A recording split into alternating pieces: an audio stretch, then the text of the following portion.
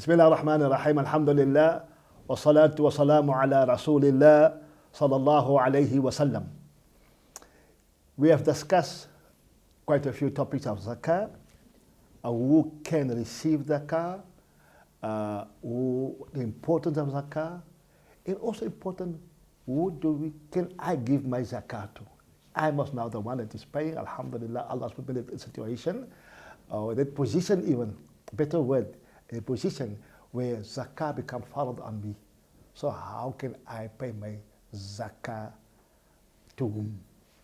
So Fayruz, I'm asking you today, according to zakah fund and the teaching, when people have to ask you about whom can I give my zakah to, what will you say?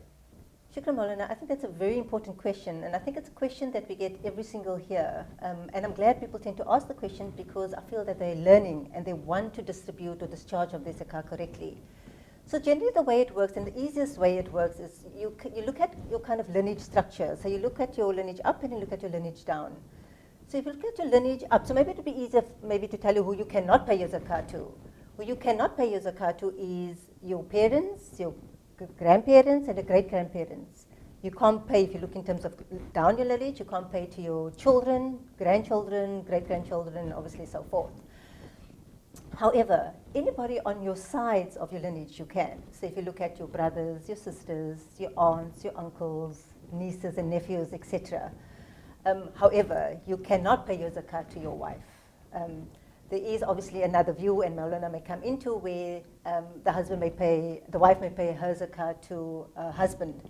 But generally, because anybody that you are responsible for, that you're supposed to take care of, you cannot pay your zakat to. Anybody else, alhamdulillah, you can pay your zakat to on condition that they are zakatable. So you need to make sure that they're actually eligible to receive zakah. If they are, then by all means you can, following that lineage that I just explained. Coming back to the same point where we are saying your parents are your responsibility.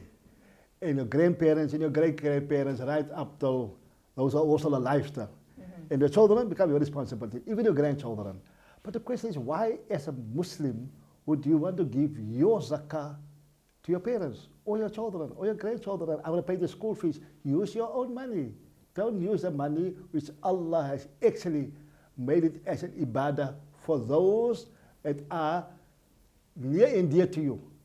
And zakah money is like the money which is to purify your wealth. So you give of your best. Imagine you give to your mother your hard-earned money. Won't Allah reward you more?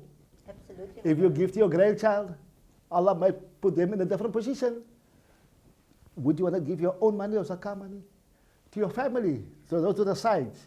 Your brothers, your sisters, your siblings, your siblings' grandchildren. Because charity begins at home. See Rasulullah sallam, when he is a Nabi, but he also a wise Nabi. Sayyidina Ali was his cousin. So he could have given to him. Mm-hmm. And his own children. Therefore he made zakah haram on him and his family and his children. Because he knew the wisdom of not taking himself, because he was in charge of the Muslim community. So that makes it, actually today makes sense. Why would I give my children zakah money?